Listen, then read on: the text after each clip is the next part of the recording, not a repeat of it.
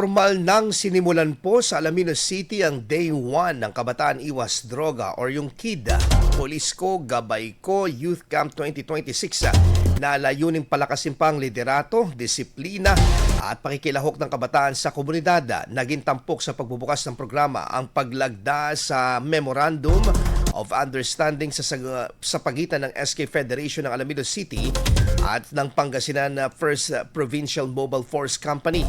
Layunin umano ng kasunduan na higit pang pagtibayin ang ugnayan ng mga youth leaders at law enforcement body sa pagsusulong ng civic responsibility at aktibong partisipasyon ng kabataan sa mga programang pangkomunidad.